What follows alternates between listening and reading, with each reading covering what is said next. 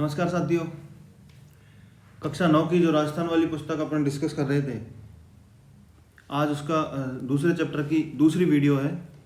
पहली वीडियो में अपन बात कर चुके हैं, डूंगजी जवाहर जी के बारे में लोटू जी के बारे में पढ़ चुके हैं, अमरचंद बाटिया, विजय सिंह पथिक, अर्जुन लाल सेठी, यहाँ तक अपन ने कर लिया था। आज स्टार्ट करते हैं केसरी सिंह बारठ से।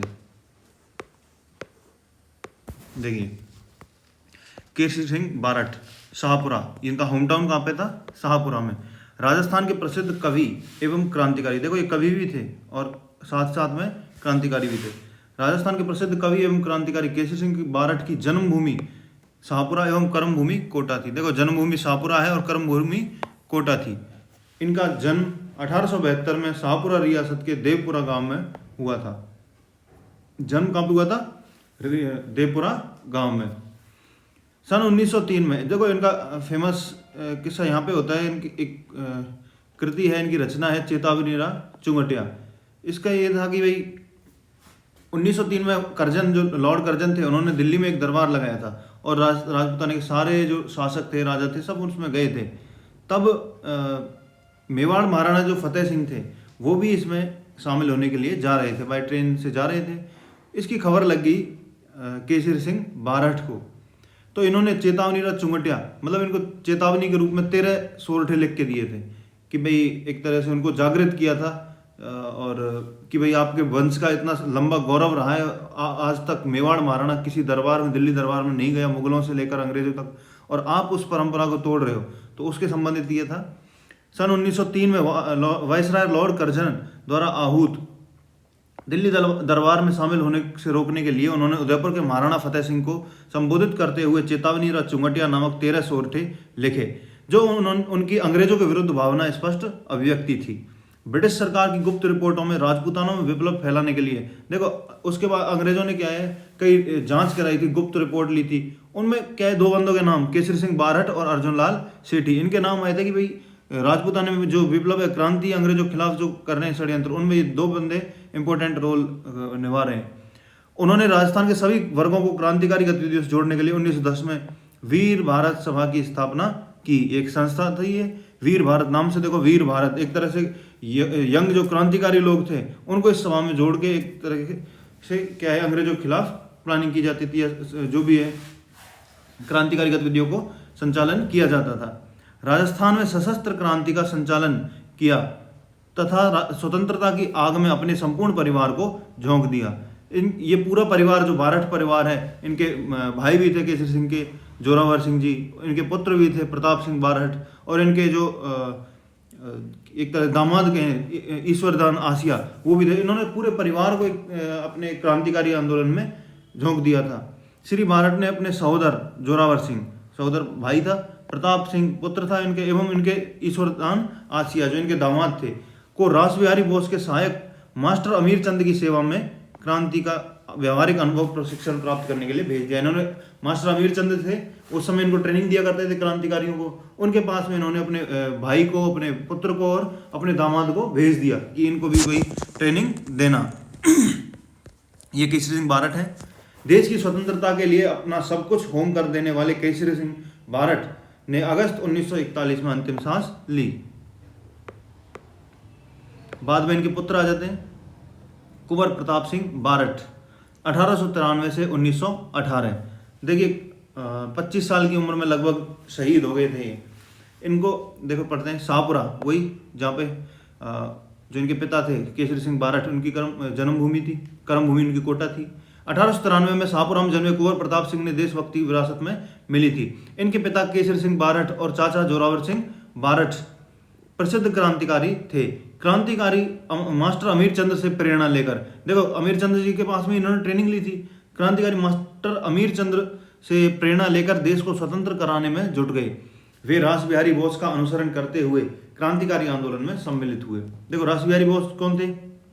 पूरे देश में एक अंग्रेजों के, जब वर्ल्ड वार स्टार्ट हुआ था, फर्स्ट वर्ल्ड वार, तो उस समय अंग्रेज जो है वर्ल्ड वार में बिजी थे, और यहाँ पे रासबिहारी बोस ने भारत में एक प्लानिंग की, एक तरह से क्रांतिकारी, इसको बोला जाता है क्रांतिकारी जो सशस्त्र क्रांति, कि अंग्रेजों के खिलाफ एक बार में इतना प्रबल रूप से इनका विरोध करें, सशस्त्र मतलब हथियारों सहित, कि अभी ये अंग्रेज हैं जो वर्ल्ड वॉर में बिजी हैं और यहाँ पे इतना हमला झेल नहीं पाएंगे, तो इनके खिलाफ एक क्रांति की जो प्लानिंग की थी और गतिविधियां कुछ संचालन किया था, वो सारा प्लानिंग की थी नेशनल लेवल पे रास बिहारी बोस ने। राजस्थान में इसके लिए गोपाल सिंह खरवा को जिम्मेदारी दी थी, तो उन्हीं बोस से, रास बिहारी बोस का अनुकरण करते हुए ये भी क्रांतिकारी आंदोलन में शामिल हुए थे। रास बिहारी बोस का प्रताप सिंह पर बहुत विश्वास था, यंग टैलेंटेड लड़का था। रास बिहारी बोस इन पर बहुत भरोसा भी करते थे। प्रताप सिंह बारठ का बनारस कांड के संदर्भ में गिरफ्तार किया गया था। इंपॉर्टेंट है, बनारस कांड में गिरफ्तार किया था और सन 1917 में बनारस षड्यंत्र अभियोग चलाकर उन्हें 5 वर्ष के सश्रम की सजा हुई और बरेली के केंद्रीय कारागार में उन्हें अपनी अमानवीय यातनाएं दी गई ताकि वो अपने सहयोगियों का नाम उनसे पता किया जा सके, किंतु उन्होंने किसी का नाम नहीं लिया। देखो हुआ क्या था, बनारस कांड ये क्या है इसको समझो पहले।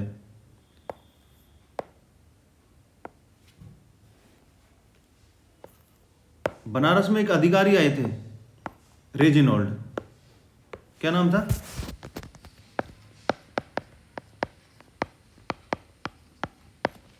रेजिनॉल्ड क्रोडोफ थे वो। अब इन्होंने जो क्रांतिकारी थे ये, इन्होंने इसकी हत्या की प्लानिंग बनाई कि भाई अपन किसको सल्टा देंगे, रेजिनॉल्ड को। ये जो प्लानिंग थी ये पता लग गया अंग्रेजों को और इस प्लानिंग के तहत ही इन्होंने कुछ बंदों को पकड़ लिया, जिनमें एक कौन थे, प्रताप सिंह बारठ।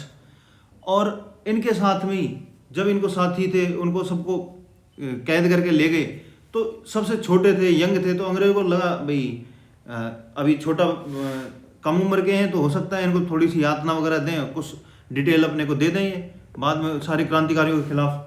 तो इस सब के लिए इनको गिरफ्तार कर लिया गया। कौन सा कांड था वो, बनारस कांड। किसकी हत्या की प्लानिंग थी, रेजिनॉल्ड की, पर प्लानिंग फेल हो गई और अंग्रेजों को पहले ही प्लानिंग का पता लग गया और अंग्रेजों ने इनको गिरफ्तार कर लिया गया। 1917 में क्या है, इन पर केस लगा दिया, बनारस षड्यंत्र अभियोग, मतलब केस चला दिया और इनको सजा हुई थी कितनी, 5 वर्ष की, 5 वर्ष की सश्रम कारावास इनको हुई थी। इंपॉर्टेंट फैक्ट है ये, कई बार यही पूछे जाते हैं भाई कौन सी जेल में रखा था, कौन सा केस में नाम आया था, तो इनको कौन सी जेल में रखा गया था, बरेली जेल में। बरेली जेल में एक अधिकारी था जिसका नाम था क्लीवलैंड। कौन था, क्लीवलैंड। क्लीवलैंड ने खूब इनको टॉर्चर किया और एक से एक यातनाएं दे ली, पर इन्होंने कोई भी अपने साथियों को डिटेल नहीं दी। लास्ट में क्लीवलैंड ने इनको कहा था कि देखो तुम्हारी माँ का मैसेज आया है, ऐसे ऐसे वो माँ रो रही है तुम्हारी। तब उन्होंने सोचा कि भाई माँ के नाम से हो सकता है थोड़ा सा बंदा पिघल जाए, और अब यातनाएं देने से इन्होंने डिटेल नहीं दी, माँ के नाम से इनको दिया, एक तरह से इमोशनल किया गया इनको। तो फिर भी प्रताप सिंह का जवाब था कि मेरी माँ रोती है तो रोने दो, मैं और हजारों माँओं को रोने के लिए अपनी माँ को खुश नहीं कर सकता। देखिए भारत सरकार के गुप्तचर निदेशक चार्ल्स क्लीवलैंड ये थे। चार्ल्स क्लीवलैंड ने प्रताप को घोर यातना दी, मगर यह सब भी प्रताप को नहीं तोड़ पाए। बरेली जेल में ही क्लीवलैंड ने प्रताप सिंह राजू को मनवाने के लिए कहा तुम्हारी माँ तुम्हारे लिए बहुत रोती है। तब प्रताप ने जवाब दिया लेकिन सैकड़ों माताओं के रोने का कारण नहीं बन सकता, मेरी माँ को रोने दो जिससे अन्य कोई ना रोए। ये कई बार पूछा जाता है। अमानुषिक यातनाओं के कारण 1918 में मात्र 22 वर्ष, ये 22 नहीं है यहाँ पे 25 वर्ष की आयु में प्रताप सिंह शहीद हो गए। हारकर क्लीवलैंड को यह कहना पड़ा कि मैंने आज तक प्रताप सिंह जैसा युवक नहीं देखा। ये स्टेटमेंट पूछा भी गया है किसी एग्जाम में कि भाई ऐसा क्लीवलैंड ने किसके लिए कहा था कि मैंने आज तक ऐसा युवक नहीं देखा। ये कहा था प्रताप सिंह बारठ के बारे में। देखिए नेक्स्ट हो गया बाल मुकुंद बिस्सा, जोधपुर से थे। देखिए हम पढ़ते हैं भाई गांधी जी ने आज़ादी में जब आंदोलन स्टार्ट हुआ था, आंदोलन से जुड़े थे जब गांधी जी, तो उन्होंने बाद में खादी के लिए प्रमोट किया था और चरखा को प्रमोट किया था। उस समय पे एक बंदा और था जोधपुर में जो इन सबको प्रमोट कर रहा था, वो थे बाल मुकुंद बिस्सा। देखो इनका जन्म हुआ था नागौर में। कहाँ पे हुआ था, नागौर में एक गांव पड़ता है पीलवा। पीलवा गांव था जो नागौर में वहां पे जन्म हुआ था। इन्होंने नागौर में चरखा संघ और खद्दर संघ की स्थापना की थी। किसकी की थी, चरखा संघ और खद्दर संघ। ये प्रश्न पूछा हुआ है किसी एग्जाम में। चरखा संघ और खद्दर संघ की स्थापना इन्होंने की थी। इनको राजस्थान का जतिन दास कहा जाता है। देखो भगत सिंह को लाहौर षड्यंत्र केस में जो सजा हुई थी, उस षड्यंत्र केस में एक व्यक्ति और भी था उनके साथ में, जतिन दास, जो बंगाल से थे, प्रोफेसर थे, बढ़िया केमिस्ट्री के प्रोफेसर थे और बम बनाना सिखाते थे वो लोगों को। क्रांतिकारी आंदोलन चल रहा था उस समय, और जतिन दास को उनके साथ में अरेस्ट करके रखा गया था लाहौर जेल में ही। उन्होंने भी अपने भूख हड़ताल की थी, लगभग 65-66 दिन उन्होंने भूख हड़ताल की थी। और जब जतिन दास ने भूख हड़ताल करने के बाद उनकी जब प्राण त्यागे, बाद में उनको जब बंगाल लाया गया तो सड़कों पर लाखों लोगों की भीड़ थी, उनके जो समर्थक थे, एक तरह से उनसे जुड़े हुए लोग थे, और उनका नाम सुन के जो सड़कों पर आ गए थे लोग। बंगाल में उस समय सड़कों पर पैर रखने की जगह नहीं थी।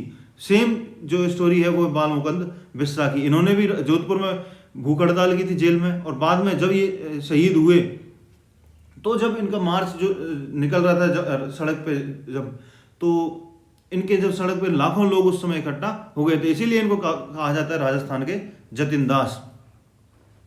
देखो, इन्होंने नागौर में चरखा संघ, खद्दर संघ की स्थापना की थी और इनका प्रचार प्रसार किया। राजस्थान के जतिन दास बाल मुकुंद बिस्सा का जन्म 1908 डीडवाना तहसील के पीलवा गांव, डीडवाना तहसील नागौर में होती है और पीलवा गांव उसी के अंडर में है, एक साधारण परिवार में हुआ। 1942 में जयनारायण व्यास के नेतृत्व में शुरू हुए जन आंदोलन के दौरान, देखो 1942 में भारत छोड़ो आंदोलन हुआ था, और जगह जगह पे भारत छोड़ो आंदोलन में क्या है, लोगों ने आंदोलन किए थे। गांधी जी ने करो या मरो का नारा दिया था 1942 में। उस समय अंग्रेजों ने जब आंदोलन शुरू होना था अगस्त में, उससे पहले ही अंग्रेजों ने क्या है, टॉप जो लीडरशिप थी, फ्रंट लाइन लीडरशिप थी, उसको गिरफ्तार करके जेलों में डाल दिया था, और कुछ कार्यकर्ता भूमिगत हो गए थे, और जो सेकंड लाइन जो लीडरशिप थी उन्होंने इसका को लीड किया था, तो इनको भी उसी के अंडर में गिरफ्तार कर लिया था। देखो 1942 में जयनारायण व्यास के नेतृत्व में शुरू हुए जन आंदोलन के दौरान बिस्सा को 9 जून 1942 को भारत रक्षा कानून के अंतर्गत बंदी बनाकर जेल में डाल दिया गया था। जेल में राजनीतिक बंदियों के साथ दुर्व्यवहार के विरुद्ध बिस्सा ने लंबी भूख हड़ताल की थी। इन्होंने क्या की थी, वहां पे जेल में भूख हड़ताल की थी। जेल में बंदियों के दमन और हड़ताल के विरुद्ध बिस्सा बहुत कमजोर हो गए और उन पर लू का प्रकोप भी पड़ गया था। देखो, जून का महीना था और लू चल रही थी, वैसे ही राजस्थान में गर्मी पड़ती है और जोधपुर में वैसे ही ज़्यादा गर्मी पड़ती है, रेगिस्तान प्रदेश है, और भूख हड़ताल के कारण इनकी हालत ज़्यादा खराब हो गई। जेल में बंदियों के दमन और हड़ताल में बिस्सा कमजोर हो गए, लू का प्रकोप भी पड़ गया उन पर। 19 जून को क्या है, उनको 9 जून को गिरफ्तार किया, 10 दिन बाद में 19 जून को उन्हें वार्ड से जेल अस्पताल भिजवाया गया था, उनको एडमिट करवाया गया, जहां अधिकारियों की लापरवाही के कारण उनका उसी दिन निधन हो गया था। बिस्सा के निधन का समाचार पूरे नगर में बिजली की तरह फैल गया और देखते ही देखते अस्पताल में सामने के लोगों की भीड़ इकट्ठी हो गई। उस जमाने में लगभग 1 लाख लोग, कितने थे, लगभग 1 लाख लोग सड़कों में जमा हो गए थे, मीलों चलकर उनकी अंत्येष्टि में भाग लिया था। ये थे बाल मुकुंद बिस्सा। देखो, चरखा संघ की स्थापना की, खद्दर संघ की स्थापना की, जन्म हुआ था नागौर के पीलवा गांव में, अरेस्ट कर लिए गए थे कहाँ पे, जोधपुर में। राजस्थान के जतिन दास कहते हैं इनको, 9 जून को अरेस्ट हुए थे और 19 जून को इनकी भूख हड़ताल के कारण वहां पे जेल में ही मृत्यु हो गई थी।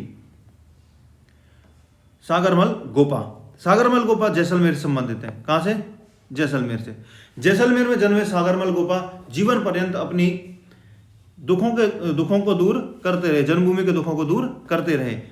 इन्होंने देखो, जैसलमेर के जो राजा थे, महाराजा थे, उनके अगेंस्ट में इन्होंने जैसलमेर में जो भी गलत गतिविधियां चल रही थी उनको उजागर करने का काम किया था। इन्होंने कई सारी रचनाएं लिखी थी अपनी, जैसे इनके एक थी आज़ादी के दीवाने, रघुनाथ सिंह का मुकदमा, जैसलमेर का गुंडाराज। रघुनाथ सिंह इनके मित्र हुआ करते थे, उनको एक फर्जी मुकदमा लगा के उनको अरेस्ट कर लिया था। उसी संबंध में इन्होंने एक पुस्तक लिखी थी, रघुनाथ सिंह का मुकदमा। और जैसलमेर में गुंडाराज, क्या चल रहा है जैसलमेर में, तो फुल गुंडाराज चल रहा है, यहाँ पे कोई शासन उत्तरदायी नहीं है। जैसलमेर में राजनीतिक चेतना उत्पन्न की थी और शिक्षा प्रसार पर जोर दिया। इनके 3 जो किताबें हैं वो कौन कौन सी हैं, आज़ादी के दीवाने, रघुनाथ सिंह का मुकदमा और जैसलमेर का गुंडाराज। पुस्तकें छपवाकर वितरित की, जिनमें जैसलमेर राजशाही के काले कारनामों की लंबी सूची और कटु आलोचना थी। अब देखो, इससे क्या उनको जैसलमेर के राजा क्या खुश होंगे क्या, बिल्कुल नहीं। इससे क्या है, वो क्या हो जाएंगे, नाराज हो जाएंगे, और इनके खिलाफ इनको वापस आगे अरेस्ट करके इन्हें राजद्रोह के आरोप में 24 मई 1941 को जेल में डालकर इन पर अमानवीय अत्याचार किए गए। देखो, 24 मई 1941 को जेल में, अप्रैल 1946 में इन पर तेल छिड़ककर आग डालकर इन्हें अत्याचारी सत्ता ने जीवित ही जला दिया। ऐसा कहा जाता है कि भाई इनको जेल में ही जिंदा जलाकर मार दिया था। नाना भाई खांट, नाना भाई खांट रास्तापाल डूंगरपुर, रास्तापाल वहाँ पे एक जगह है डूंगरपुर में, और नाना भाई खांट क्या है, टीचर होते थे। उस समय जब प्रजामंडल आंदोलन चल रहा था, तो प्रजामंडल आंदोलन के समय पे और 1947 के समय पे प्रजामंडल वाले क्या है, जगह जगह जाके स्कूल्स वगैरह में जन जागरूकता फैला रहे थे। उस समय पे मेवाड़ महाराणा ने आदेश दे दिया कि भाई जहाँ जहाँ ये पाठशाला चल रही है लोकल में, इनको बंद करना पड़ेगा। उस आदेश के खिलाफ कि भाई मैं पाठशाला बंद कर दूंगा तो बच्चों का क्या होगा, इनको पढ़ाएगा कौन, मैं इस निर्णय को नहीं मान सकता। इसके खिलाफ में पाठशाला ओपन रखी थी किसने, नाना भाई खांट। इनके साथ एक और टीचर थे, सेंगा भाई। तो इन्होंने रास्तापाल में जो पाठशाला थी उसमें खोले हुए थे।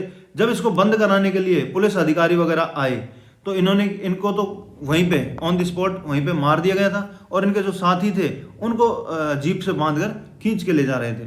तो आइए चल स्टार्ट करते हैं इनके। डूंगर प्रजामंडल ने उत्तरदायी शासन की स्थापनार्थ एवं रियासती अत्याचारों के विरुद्ध 1947 में आज़ादी आंदोलन चलाया, जिसे माणिक्यलाल वर्मा का निर्देशन। देखो जो प्रजामंडल आंदोलन था उसमें डूंगरपुर साइड में जो मेवाड़ प्रजामंडल था उसमें महत्वपूर्ण नेता कौन थे, माणिक्यलाल वर्मा। तो इन्होंने जो इस समय पे डूंगरपुर प्रजामंडल में भी जो आंदोलन चल रहा था उसको नेतृत्व किसने दिया था, माणिक्यलाल वर्मा ने।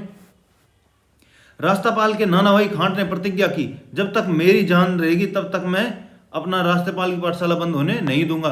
इस निर्णय की जानकारी जब जागीरदार ने रियासत को दी तो पुलिस सुप्रिटेंडेंट और जिला मजिस्ट्रेट पाठशाला को जबरन बंद कराने 18 जून 1947 को दल बल सहित ग्राम रास्तापाल पहुंच गए। नाना भाई खांट ने उत्तर दिया कि प्रजामंडल के आदेश से ही मेरी पाठशाला बंद की जा सकती है। भाई जब मेरे को प्रजामंडल वाले कहेंगे आके मैं तब बंद करूंगा, ऐसे मैं महाराणा के आदेश पर नहीं कर सकता। मजिस्ट्रेट ने कहा मैं महारावल का आदेश लेकर आया हूँ। नाना भाई ने महारावल का आदेश मानने से मना कर दिया। तब डंडों और बंदूकों से के कुंदों से पाठशाला के आंगन में ही नाना भाई खांट की निर्मम पिटाई की, और बंदूकों के प्रहार और आघातों से वे इतने घायल हो गए कि चिरनिद्रा में सो गए। मतलब वहीं पे उनकी क्या कर दी गई थी, हत्या। सरदार हरलाल सिंह झुंझुनू, देखो ये कहाँ से संबंधित थे, झुंझुनू। इनका महत्वपूर्ण ये है कि देखो इन्होंने क्या है, झुंझुनू में एक विद्या भवन बनाया था।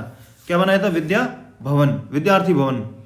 विद्यार्थी भवन कहाँ पे बनाया था इन्होंने, झुंझुनू में, विद्यार्थी भवन। आइए, सरदार हरलाल सिंह का जन्म झुंझुनू जिले के हनुमानपुरा गांव में, कहाँ पे हुआ था, हनुमानपुरा गांव में 1901 में हुआ था। सरदार हरलाल सिंह अशिक्षित थे। हरलाल सिंह ने रियासती एवं जागीरदारी जुल्मों का डटकर विरोध किया। किसान एवं प्रजामंडल आंदोलन में इन्होंने सक्रिय भूमिका निभाई। भाई खुद पढ़े लिखे नहीं थे, पर इन्होंने जगह जगह जाके जहाँ जहाँ लोगों को इनका अत्याचारों का विरोध करना था, ये जा जाके वहाँ पे डटकर विरोध इन्होंने किया। और खुद अशिक्षित थे, पर इन्होंने खुद ने क्या है, भाई मैं लोगों को पढ़ाऊंगा और बच्चों को जो पढ़ाने में मदद हो सकेगी वो करूंगा। इसी के तहत इन्होंने क्या किया, विद्यार्थी भवन का स्थापना की। कहाँ पे की थी, झुंझुनू में। महत्वपूर्ण प्रश्न है, विद्यार्थी भवन किसने बनाया था, सरदार हरलाल सिंह झुंझुनू ने। स्थापना कर उसे राजनीतिक एवं सामाजिक गतिविधियों का केंद्र बना दिया। इसी केंद्र से इन्होंने किसान आंदोलन का संचालन किया। यहीं से क्या इन्होंने जो पीजेंट मूवमेंट थे उनको लीड किया था। कुशल नेतृत्व के कारण उन्हें सहयोगियों ने सरदार की उपाधि दी थी। भले ही वो पढ़े लिखे नहीं थे, पर वो एक नेतृत्व उनका बेहतरीन था, और लीडरशिप जो उनकी थी इसी आधार पे इनको इनके जो सहयोगी थे, मित्र थे, उन्होंने किस उपाधि से नवाजा था, सरदार की उपाधि से। ये थे सरदार हरलाल सिंह झुंझुनू, विद्यार्थी भवन झुंझुनू में। कप्तान दुर्गादास नीम का थाना, देखो दुर्गादास जी थे, ये 1905 में नीम का थाना में इनका क्या हुआ था, जन्म। इनकी प्रारंभिक शिक्षा अर्जुन लाल सेठी जब उन्होंने पढ़े थे, उन्होंने हमने बताया था उन्होंने जैन प्रचार एक वो बनाई थी समिति जयपुर में, और उसी के तहत में उन्होंने वर्धमान पाठशाला बनाई थी, स्कूल बनाया था जो, और लाइब्रेरी बनाई थी, हॉस्टल बनाए थे। तो वर्धमान पाठशाला जो थी वहाँ पे, उसमें इनकी क्या है, पढ़ाई हुई थी। उसके बाद ये सांबर आ गए और कानपुर में इनकी जो आगे की शिक्षा है वो हुई।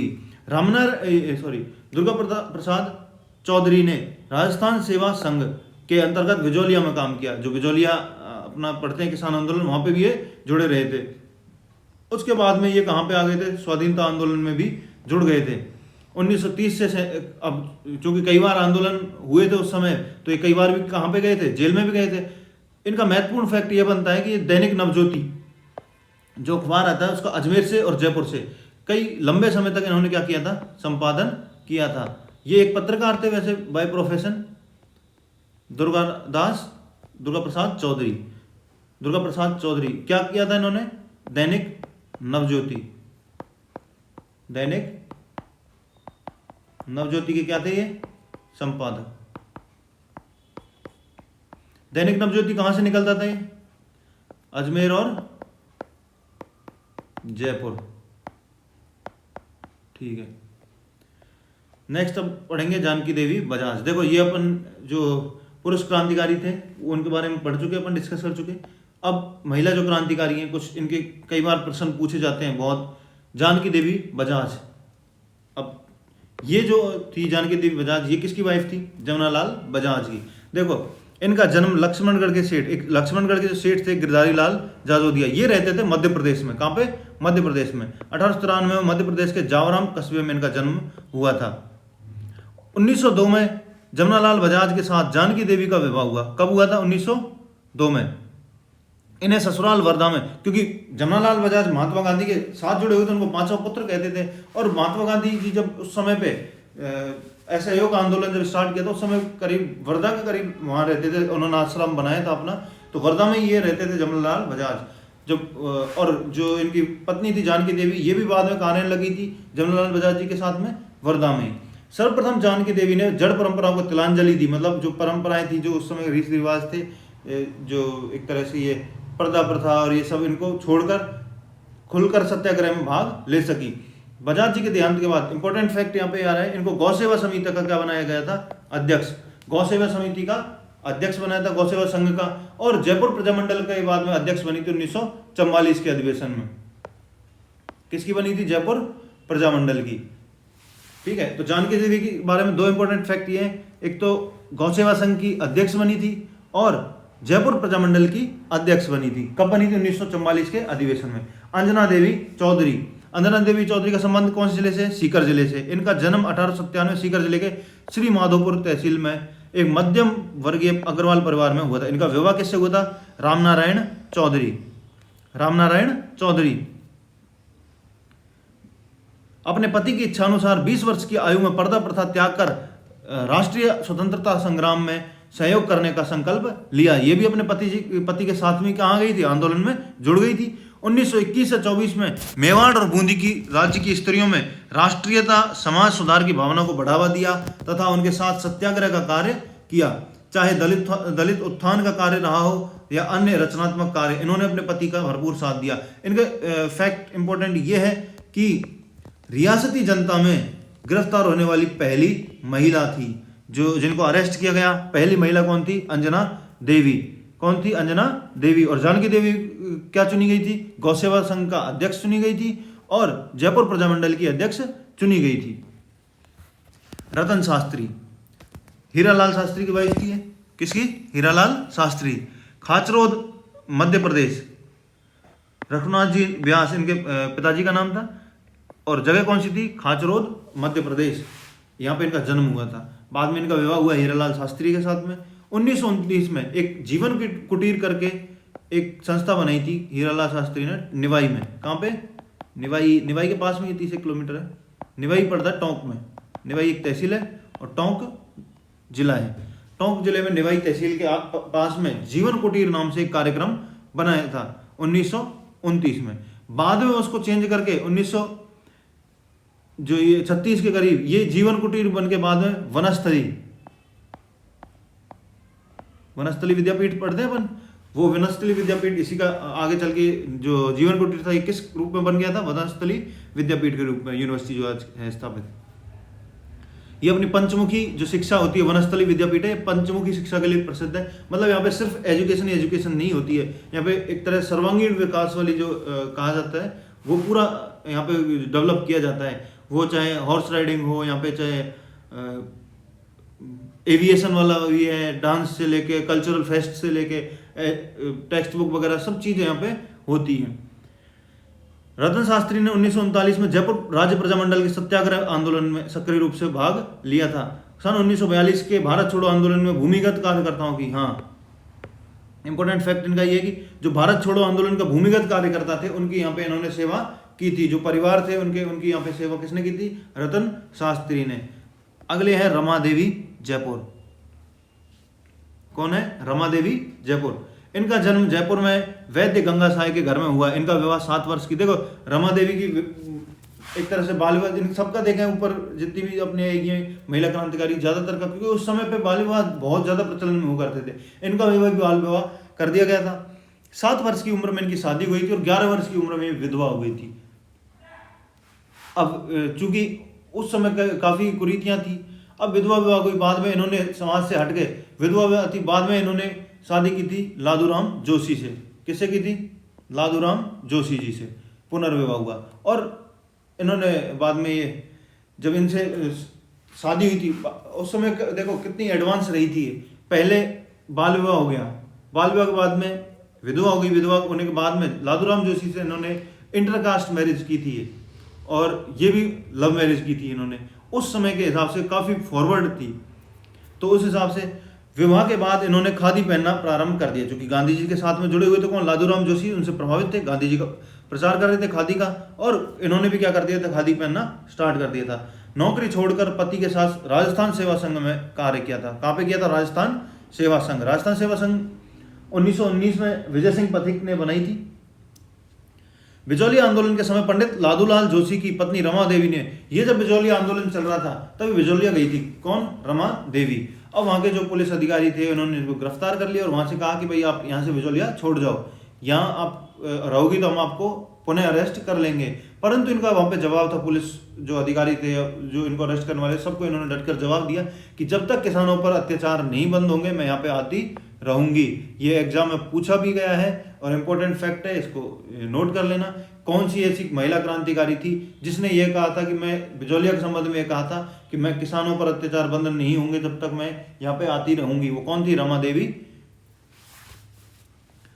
इन्हें वहां के कोतवाल ने अपमानित किया, पिटाई की, किंतु वे दृढ़ रही। 1930 व 32 में सत्याग्रह किया था इन्होंने, और सविनय अवज्ञा आंदोलन में इन्होंने भाग लिया था और जेल भी गई थी।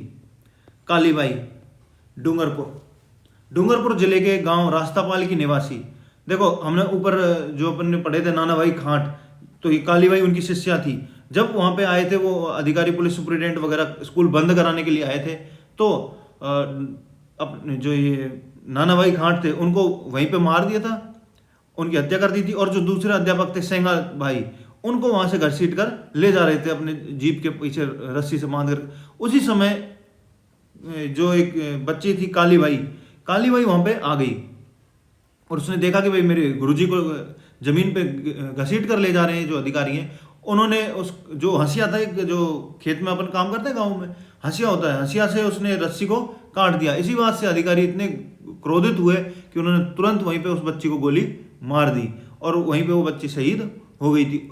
वो बच्ची कौन थी? कालीबाई। और कालीबाई का शिक्षा के क्षेत्र में आज बहुत नाम है।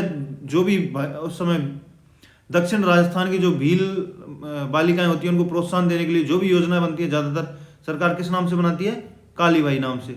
आज भी कालीबाई स्कूटी जो चलती है, ठीक है। डूंगरपुर जिले के गांव रास्तापाल में निवासी भील कन्या कालीबाई रास्तापाल की पाठशाला में पढ़ती थी। जून 1947 में डूंगरपुर महरावल के फरमान के बावजूद, तो डूंगरपुर के जो राजा थे उन्होंने क्या है फरमान दे दिया कि भाई पूरे अपने यहाँ पे जो पाठशाला है वो बंद कर देंगे।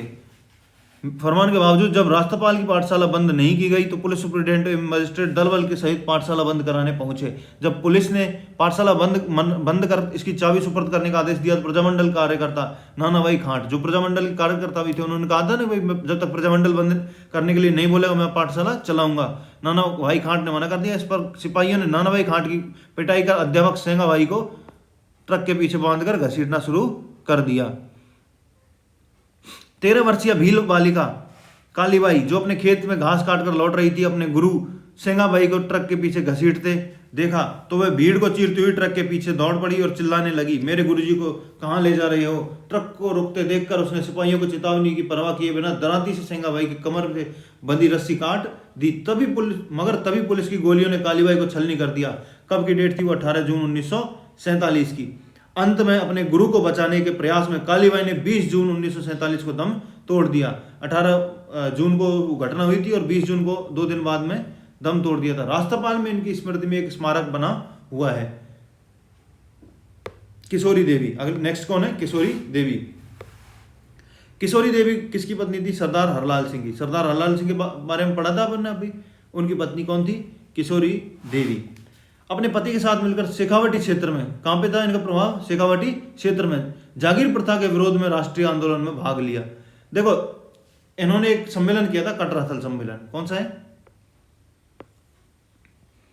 कटराथल। सीहोट एक ठिकाना वहां पे जागीर थी, और सीहोट के जो जागीरदार थे कौन थे? ठाकुर मान सिंह। इन्होंने क्या है, एक गांव पड़ता है वहां पे सोतिया का बास। कौन सा गांव है? सोतिया का बास। सोतिया का बास नामक गांव में महिला किसानों के साथ दुर्व्यवहार किया। इन महिलाओं के साथ में क्या किया? दुर्व्यवहार। किसने किया था? ठाकुर मान सिंह ने। इसके विरोध में कटराथल नामक स्थान पर किशोरी देवी की अध्यक्षता में एक विशाल महिला सम्मेलन 1934, ये डेट 1934 में किया गया था, 25 अप्रैल को। कब किया गया था? 25 अप्रैल। और यहाँ पे रिकॉर्ड 10,000 महिलाएं यहाँ पे इतनी आई थी, यहाँ पे इकट्ठा हुई थी। किसके खिलाफ? ठाकुर मान सिंह के खिलाफ। मान सिंह कहाँ के ठिकानेदार थे? सीहोट के। और कहाँ की जो महिलाएं थी उनके साथ उन्होंने दुर्व्यवहार किया था? सोतिया का बास। ठीक है, तो ये कटराथल सम्मेलन का जो अध्यक्षता की थी, आयोजन किया था, वो कौन थी? किशोरी देवी। किसकी पत्नी थी? हरलाल सिंह की। कटराथल जो सम्मेलन हुआ था वो क्यों हुआ था? ठाकुर मान सिंह के खिलाफ हुआ था, क्योंकि उन्होंने किस महिलाओं के साथ क्या किया था? दुर्व्यवहार। सोतिया का बास की जो महिला थी। कितनी महिलाओं ने भाग लिया था? 10,000 महिलाओं ने। उससे पहले अपन ने कालीबाई के बारे में पढ़ा। कालीबाई अपने गुरु सेंगाबाई की रस्सी काट दी थी, उनको 18 जून को गोली मारती है, और 20 जून को ये वहाँ पे प्राण त्याग देती हैं। उसके पहले अपन ने रमा देवी के बारे में पढ़ा था। भाई रमा देवी बिजोलिया गई थी, लादूराम जोशी की पत्नी थी, राजस्थान सेवक संघ से जुड़ी, बिजोलिया गई। और इनका एक डायलॉग था कि जब तक किसानों पर अत्याचार बंद नहीं होंगे मैं यहाँ पे आती रहूंगी। बाद में इन्होंने सविनय अवज्ञा आंदोलन में भाग लिया था। रतन शास्त्री, हीरालाल शास्त्री की पत्नी थी, जीवन कुटीर 1929 में। और उस बाद में कब क्या हो गया था? वो विद्यापीठ, वनस्थली विद्यापीठ। अंजना देवी चौधरी कहाँ थी? रामनारायण चौधरी की पत्नी थी, सीकर के श्रीमाधोपुर तहसील में। रियासती जो जनता थी उसमें गिरफ्तार होने वाली ये कौन थी? पहली महिला थी। जानकी देवी बजाज वर्धा में रहने लग गई थी, बजाज जी की पत्नी थी। और गौसेवा संघ के अध्यक्ष, जब बजाज जी एक्सपायर हो गए उनके बाद में इनको क्या है? गौसेवा अध्यक्ष बनाया गया था संघ का, और प्रजामंडल का अध्यक्ष बनाया गया था 1944 में, जयपुर प्रजामंडल का। ठीक है, ये अपना सेकंड पार्ट भी आज इसका कंप्लीट हो गया। सेकंड चैप्टर भी इसके साथ ही कंप्लीट हो जाता है। नेक्स्ट अपन जो चैप्टर है वो डिस्कस करेंगे राजस्थान के प्रमुख किसान आंदोलन। तो तब तक के लिए थैंक यू। शेयर करें अगर वीडियो अच्छी लग रही है तो। ओके।